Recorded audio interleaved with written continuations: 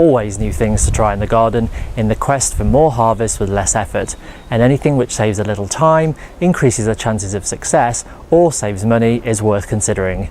Here are our top 10 gardening hacks. Turn a long-handled tool into a measuring stick. Lay the tool on the ground and place a tape measure next to it. Using a permanent marker, write measurement marks onto the handle. When you need to space plants a certain distance apart, you'll already have a measuring device in your hand. Rejuvenate old plastic labels by rubbing with sandpaper. Permanent marker will be rubbed away quite easily and you'll get several years of use out of them. Or make your own labels. Used, clean yogurt pots can be cut into strips to make several labels from one pot. Old broken roof tiles make attractive markers by labelling with white paint.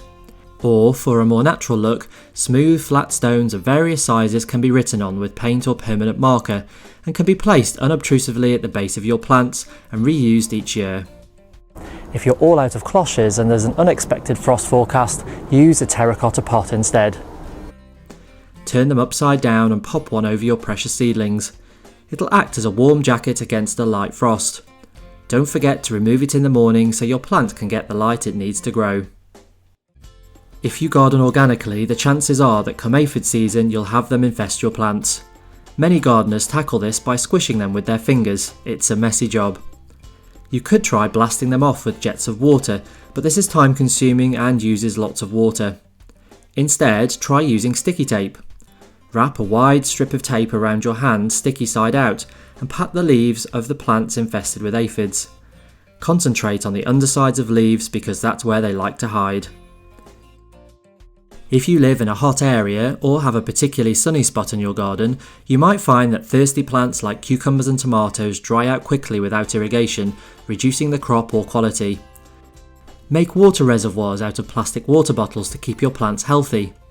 Drill a few small holes into the cap to allow water to percolate out. Cut the bottom off the bottle. Sink the upturned bottle into the pot or ground before planting, leaving about an inch poking above the layer of the soil.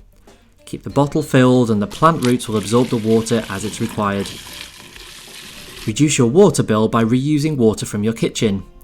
Save the water from boiled veggies and once it's cooled, use it to water your garden or your pots. If you use a plant-based dishwashing detergent, this water too can be used on your garden. Don't use it if you've washed pots with lots of dairy or meat, as you don't want these products in your soil. Some seeds, like peas and sweet peas, have a hard coating. Once planted out, it takes a while for this coating to break down and for germination to begin.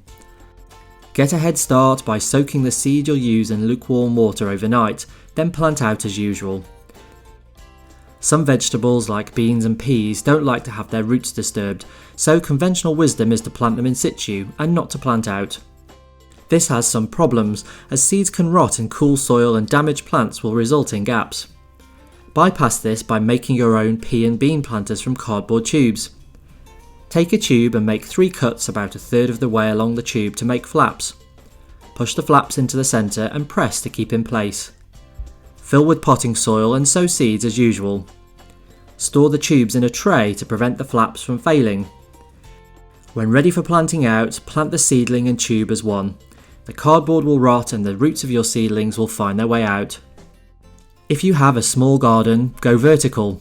There are many varieties of vegetables which will climb or trail. You can also make vertical planters for walls or fences. Start with guttering and cut to length.